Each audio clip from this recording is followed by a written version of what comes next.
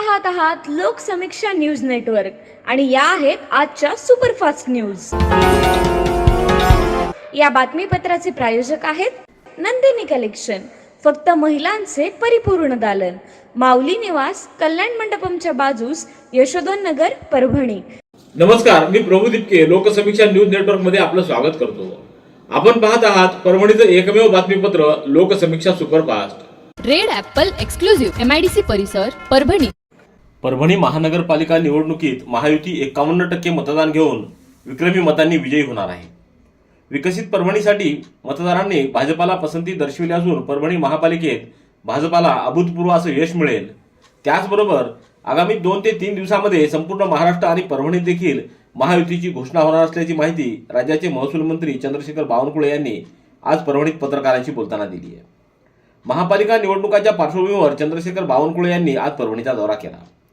परभणी भाजपा महानगर कार्यालयामध्ये कार्यकर्त्यांच्या बैठकीनंतर बावनकुळे यांनी पत्रकारांशी संवाद साधला। यावेळी पालकमंत्री मेघना बोर्डीकर, महानगर जिल्हाध्यक्ष शिवाजीराव भरोसे यांच्यासह भाजपचे पदाधिकारी व कार्यकर्ते मोठ्या संख्येने उपस्थित होते। परभणीमध्ये भारतीय जनता पार्टी महायुती ही 51% मतं घेऊन 2/3 बहुमतात जिंकेल। मी आज बैठक घेतलेली आहे। परभणीमध्ये यावेळी परभणीची जनता, परभणीचा सर्वसाधारण व्यक्ती आणि मतदार विकसित परभणी करण्याकरता, या परभणी शहराचा विकास करण्याकरता भारतीय जनता पार्टी आणि महायुतीकडे या ठिकाणी बघतो आहे। आणि मला विश्वास आहे आणि जनतेलाही विश्वास आहे की माननीय प्रधानमंत्री मोदी यांचं सरकार, देवेंद्र फडणवीसजींचं सरकार, डबल इंजिन सरकारच परभणीचा संपूर्ण विकास करू शकतं असं जनतेला वाटतं। आणि म्हणून जनता ही महायुतीच्या मागे उभी राहील, भारतीय जनता पार्टी आणि महायुतीच्या मागे जनता उभी राहील। परभणीतल्या अक्षय देशमुख मित्रमंडळाच्या वतीनं परभणीत पहिल्यांदाच ऐतिहासिक धार्मिक सहल काढण्याचा उपक्रम राबवण्यात आला आहे। आज 20 डिसेंबर रोजी प्रभाग क्रमांक 4 परिसरातील रहिवासी असणाऱ्या महिलांसाठी, विशेष करून सर्वसामान्य घरातील असणाऱ्या आणि भक्तिभावानं विविध देवस्थानाला भेट देण्यासाठी त्यांना जावं वाटतं, परंतु आर्थिक अडचणीमुळे जाणं शक्य होत नाही, अशा महिलांसाठी अक्षय देशमुख मित्रमंडळानं पुढाकार घेऊन ही धार्मिक सहल घडवून आणली आहे। सायंकाळी 4च्या सुमाराला देशमुख हॉटेल परिसरातील मैदानात या धार्मिक सहलीला जाणाऱ्या सर्व महिलांना निरोप देण्यात आला। यावेळी अक्षय देशमुख यांनी सर्व महिलांना प्रवासासाठी योग्य अशा सूचना केल्या आहेत। आपल्या महिलांना ओंकारेश्वर, उज्जैन आणि सिहोरला नेलं पाहिजे। माझ्या आईच्या इच्छेसाठी मी केलं आहे। आई आज खुश झालेली आहे, हे सर्व पाहून आईचे डोळे भरून आलेले आहेत। नेमकं कसं कसं तुम्ही नियोजन केलंय, हे इथून कुठून कसं जाणार? आज हे या ठिकाणी निघणार आहेत 4:30-5 पर्यंत। इथून हे सकाळी ओंकारेश्वरला जाणार आहेत। ओंकारेश्वरला पोहोचणार, तिथं राहण्यासाठी मंगल कार्यालयाची व्यवस्था करण्यात आलेली आहे। ओंकारेश्वरला जायचं तर चहा, बिस्किट, जेवणाची व्यवस्था। दर्शनाच्या नंतर परत ते सिहोरकडे रवाना महाकालकडे रवाना होणार आहेत। त्याच्यानंतर ते परत तिथून महाकालचं दर्शन घेऊन मुक्काम करणार। त्याच्यानंतर परत दुसऱ्या दिवशी सिहोरला जाणार आहेत। पूर्णा नगरपालिकेच्या 2 प्रभागाच्या निवडणुकीसाठी आज मतदान सुरळीतपणे व शांतपणे पार पडले। उद्या रविवारी 10 वाजता मतमोजणी होणार असल्याची माहिती तहसीलदार माधव बोथीकर यांनी दिली आहे। नगरपालिकेच्या प्रभाग क्रमांक 1B व प्रभाग क्रमांक 10B साठी शनिवारी सकाळी 7:30 ते 5:30 या वेळात प्रत्यक्ष मतदान घेण्यात आलं। एकूण 70.92% मतदान झालं असून मतदान प्रक्रिया सुरळीतपणे व शांतपणे पार पडली आहे। उद्या तहसील कार्यालयात सकाळी 10 वाजता मतमोजणीला सुरुवात होईल। नगरसेवक पदासाठी 112 उमेदवारांची तर नगराध्यक्ष पदाच्या 14 उमेदवारांचं भवितव्य उद्या मतदान यंत्रातून बाहेर पडणार आहे। त्यामुळे कोण नगराध्यक्ष पदाची बाजी मारणार हे स्पष्ट होईल।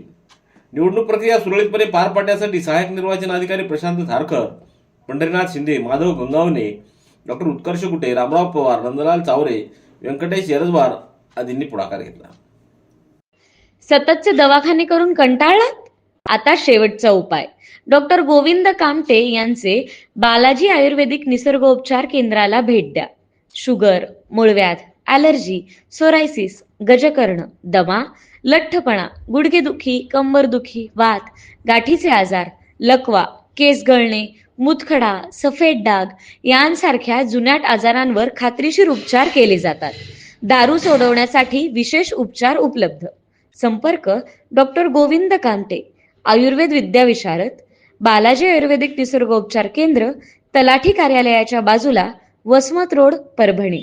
संपर्क 9921691008. परभणी शहरातील बसस्थानक परिसरात ऑटो चालकांची मनमानी दिसून येत होती. यावर पोलीस प्रशासनाच्या वतीनं ऑटो चालकांवर आज कारवाई करण्यात आली आहे. शहर वाहतूक शाखेचे पोलीस आणि काही ऑटो चालकांमध्ये वाद झाल्याचा प्रकार घडला होता. या ऑटो चालकामुळे बसस्थानक परिसरात नागरिकांना अनेक त्रासांना सामोरं जावं लागत होतं. हे लक्षात घेत वाहतूक शाखेच्या वतीनं ऑटो चालकांना सूचना देण्यात आल्या आहेत. तर वाहतुकीला वळण लावण्यासाठी ही कारवाई केली असल्याचं पोलीस प्रशासनाच्या वतीनं सांगण्यात आलं आहे. परभणी बसस्थानक या ठिकाणी जे ऑटो वगैरे लागले जातात तर त्यांच्यासाठी लवकरच आगार प्रमुख किंवा राज्य परिवहन महामंडळ हे जी समोरची भिंत आहे तर त्या भिंतीच्या जवळ त्यांनी इनकमिंग आणि आउटगोईंग रिक्षांकरिता येण्याचा आणि जाण्याचा मार्ग ते लवकर बनवत आहात. त्यासाठी ते रिक्षावाले इनकमिंगनी येतील, स्वतः तिथे पार्क करतील, पॅसेंजर त्यांच्या जवळ येतील, पॅसेंजर घेतले जातील आणि आउटगोईंगने ते बाहेर जातील. अशा पद्धतीने जो बसस्थानकासमोर रिक्षा किंवा टू व्हीलर किंवा यांचा जो का अस्ताव्यस्तपणा आणि त्या परिणामी वाहतूक कोंडी होण्यावर परिणाम जो होत आहे त्याचा उपाय म्हणून आगार प्रमुख लवकरच त्याला स्लोप तयार करून देणार आहे. रिक्षा चालक त्या ठिकाणी त्याचं पालन करणार आहे. तरी मी सर्व रिक्षा ऑटो चालकांना आवाहन करतो की त्यांनी जे शासनाने नियम बनवून दिलेले आहेत, ज्या ठिकाणी पार्किंगची व्यवस्था करून दिली त्या ठिकाणी आपण थांबावं, प्रवाशांना आपल्या जवळ येऊ द्यावं. आगामी परभणी शहर महानगरपालिका, जिल्हा परिषद व पंचायत समिती निवडणुकांच्या पार्श्वभूमीवर शिवसेनेच्या वतीनं पदाधिकारी व कार्यकर्त्यांची एक महत्त्वपूर्ण बैठक आज परभणीत पार पडली. या बैठकीला मार्गदर्शनासाठी जिल्हा संपर्क प्रमुख आनंद जाधव यांची उपस्थिती होती. तर याच बैठकीमध्ये महापालिका, जिल्हा परिषद व पंचायत समिती निवडणुकांच्या अनुषंगानं सविस्तर असं नियोजन करण्यात आलं. यावेळी जिल्हा प्रमुख आनंद भरोसे यांच्यासह माजी खासदार सुरेश जाधव, लोकसभा प्रमुख राजू कापसे, संपर्क प्रमुख भास्कर लंगोटे, विधानसभा प्रमुख प्रल्हाद होगे, सखुबाई लटपटी, गीता सूर्यवंशी, कुसुम पिल्लेवाड, अर्चना चिंताने, महानगर प्रमुख माणिक पोंढे, प्रभाकर कदम, पप्पू पवार, अप्पाराव वावरे, अमित भालेराव, व्यंकटराव शिंदे, भैया देशमुख, अभिजित मुंडे, रामदेव ओझा, बंटी जावळे, शेख शब्बीर, सचिन पाटील, राहुल शिंदे, सुरेश भिसे, महादेव खुन्ने आदींची उपस्थिती होती. नगर परिषद सार्वत्रिक निवडणुकीच्या अनुषंगानं परभणी जिल्ह्यातल्या गंगाखेड, जिंतूर, सेलू, मानवत, पाथरी, सोनपेठ व पूर्णा इथं 2 डिसेंबर रोजी मतदान झालं होतं. त्याची मतमोजणी उद्या 21 डिसेंबर रोजी होणार आहे.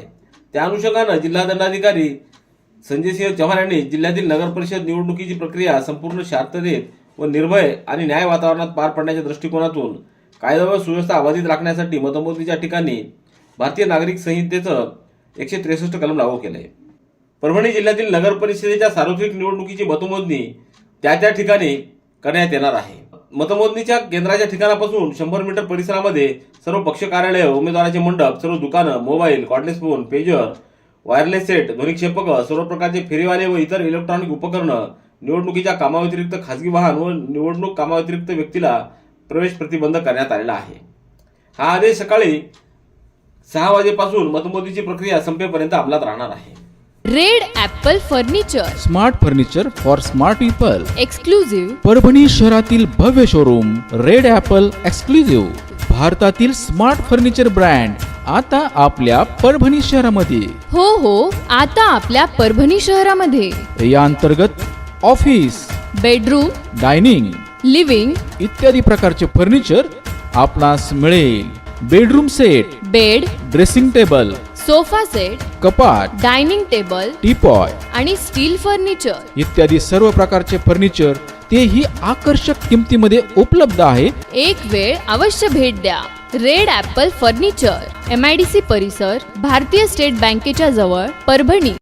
वार्षिक कृती आराखडा हा नवोन्मेष व टिकाऊपणा वाढवणारा जिवंत दस्तऐवज असावा असं मत जिल्हाधिकारी संजय सिंह चव्हाण यांनी व्यक्त केलंय. जिल्ह्याच्या आर्थिक विकासाला गती देण्याच्या दृष्टीनं 19 डिसेंबर रोजी परभणीच्या वसंतराव नाईक मराठवाडा कृषी विद्यापीठामध्ये जिल्हाधिकारी चव्हाण व कृषी विद्यापीठाचे कुलगुरू डॉक्टर इंद्रमणी यांच्या अध्यक्षतेखाली बैठक संपन्न झाली. या बैठकीला संचालक डॉक्टर BV आसेवार, KM बेग, डॉक्टर राकेश आहेरे, उमेश वाघमारे, दौलत चव्हाण यांच्यासह प्राथमिक, दुय्यम व तृतीय क्षेत्रातील प्रमुख हितधारक तसंच विद्यापीठातील विविध विभागाचे प्राध्यापक आणि कृषी विभागाचे अधिकारी उपस्थित होते. यावेळी महास्ट्राईट प्रकल्पांतर्गत वार्षिक कृती आराखड्याची मांडणी व अंमलबजावणी यावर चर्चा करण्यात आली. स्थानिक गुन्हा शाखेनं ताब्यात घेतलेला आरोपी सेलू पोलिसांच्या ताब्यातून पळाला होता. आता स्थानिक गुन्हा शाखेनं त्याला पुन्हा मनमाड रेल्वे स्थानक परिसरातून आज 20 डिसेंबर रोजी ताब्यात घेतलंय. सेलू पोलिसात दाखल असलेल्या गुन्ह्यातील आरोपी ज्ञानेश्वर पवार हा पोलिसांच्या तावडीतून फरार झाला होता. त्याला नाशिक जिल्ह्यातल्या मनमाड रेल्वे स्थानक परिसरातून शनिवारी ताब्यात घेण्यात आलंय. आरोपीनं चौकशी दरम्यान दिलेल्या माहितीवरून सेलू पोलिसात दाखल चोरीच्या गुन्ह्याची उकल करण्यात पोलिसांना यश आलंय. या प्रकरणी पुढील कारवाईसाठी आरोपीला सेलू पोलिसांच्या ताब्यात देण्यात आलंय. ही कारवाई पोलीस अधीक्षक रवींद्रसिंह परदेशी यांच्या मार्गदर्शनात व अपर पोलीस अधीक्षक सूरज गुंजाळ यांच्या नेतृत्वात स्थानिक गुन्हे शाखेचे पोलीस निरीक्षक विवेकानंद पाटील, सहाय्यक पोलीस उपनिरीक्षक सुग्रीव केंद्रे, मधुकर चट्टे, निलेश भुजबळ, विलास सातपुते, गणेश कौटकर, किशोर चव्हाण, उत्तम हनवते, मधुकर ढवळे, उमेश चव्हाण यांच्या पथकाने केली आहे. बीड जिल्ह्यातल्या गेवराई इथं राहत असलेली एक मुलगी मंदिरात दर्शनासाठी गेलेली असताना मुलीचं गेवराई येथून सकाळी 11 वाजता 3 इसमांनी अपहरण केलं. या प्रकरणी गेवराई पोलिसात गुन्हा नोंदवण्यात आला होता. या 21 वर्षीय मुलीला मंदिरात दर्शनासाठी गेल्यानंतर गेवराई येथून अपहरण करून 3 इसमांनी तिला उचलून गाडीमध्ये टाकून तलवाडा मार्गे परभणीच्या दिशेनं आल्याची व सदर मुलगी ही परभणी बसस्थानकीत असल्याची माहिती मिळताच पोलीस अधीक्षक रवींद्रसिंह परदेशी यांनी तात्काळ पोलीस निरीक्षक अनिरुद्ध काकडे आणि पोलीस निरीक्षक विवेकानंद पाटील यांना सदर माहितीच्या अनुषंगानं कारवाईच्या सूचना केल्या. अपर पोलीस अधीक्षक सूरज गुंजाळ यांच्या नेतृत्वामध्ये अनिरुद्ध काकडे व विवेकानंद पाटील, सुरनर, मधुकर चट्टे, सुग्रीव केंद्रे, निलेश भुजबळ, रामेश्वर खेत्री, भोळे, लटपटे यांनी मिळून सदर मुलीला ताब्यात घेऊन पोलीस अधीक्षक कार्यालयात आणून तिला धीर देऊन गेवराई येथील पोलीस अधिकारी व मुलीच्या नातेवाईकाच्या ताब्यात दिलं.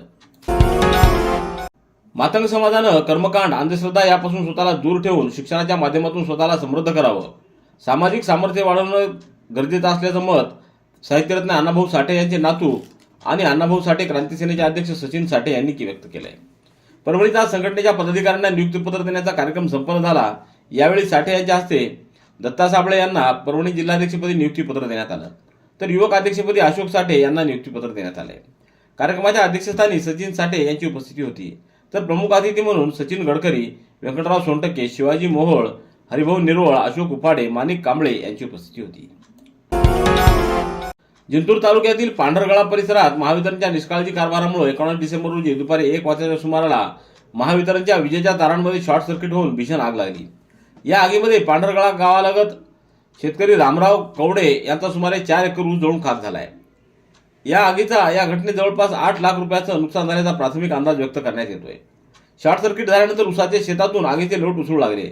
धुराचे प्रचंड लोट दिसत गावातील नागरिकांनी घटनास्थळी धाव घेतली. मात्र आगीचा वेग प्रचंड असल्यानं आणि ऊसाचं पीक कोरडं असल्यामुळं आग आटोक्यात आणणं शक्य झालं नाही. काही वेळातच 4 एकरातील संपूर्ण ऊस जळून खाक झाला. संबोधी अकादमीचे अध्यक्ष समाजभूषण भीमराव हात्यांबरे यांच्या वाढदिवसानिमित्त परभणीतल्या धार रोडवरील संबोधी विद्यालय इथं आज वृक्षारोपण करण्यात आलं. तसेच विद्यार्थ्यांना फळवाटप करण्यात आले. यावेळी मुख्याध्यापक अविनाश मालसमिंदर, नवनाथ जाधव, भगवान मानकर, ममता पाटील, ज्ञानेश्वर हरकळ, रामप्रसाद घुगे, बद्रीनाथ घुले, बालाजी भुसारे, अनिरुद्ध घोरपडे यांची उपस्थिती होती. परभणी येथील गोंधळ सम्राट कैलासवासी राजारामबापू कदम यांनी आपल्या गोंधळ कलेच्या माध्यमातून विदेशात कला सादर केली आहे. त्यांना अनेक पुरस्कार देखील मिळाले. तसंच ही कला पारंपरिक राहावी म्हणून अनेक शिष्यांना अवगत देखील करून दिली. त्याचंच फळ म्हणून परभणी येथील कदम कुटुंबियाचे नातू पंतू हा वारसा पुढे चालवत आहेत. 21 ते 25 डिसेंबर रोजी होत असलेल्या सांस्कृतिक मंत्रालय, भारत सरकार व पश्चिम केंद्र सांस्कृतिक केंद्राद्वारे शिल्पग्राम महोत्सवामध्ये आपली कला सादर करण्यासाठी राजस्थानच्या उदयपूर इथं रामदास कदम यांच्या नेतृत्वाखाली हा संच रवाना झाला आहे.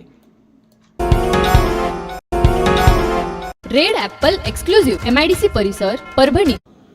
याबरोबरचे बातमीपत्र संपलं. पुन्हा भेटूया उद्याच्या सुपरफास्ट बातमीपत्रात. पाहत रहा लोकसमीक्षा. तुम्हाला हे बातमीपत्र कसं वाटलं याबद्दल आपली प्रतिक्रिया नोंदवा. दररोजचे अपडेट्स मिळवण्यासाठी लोकसमीक्षा चॅनलला सबस्क्राईब करा. धन्यवाद.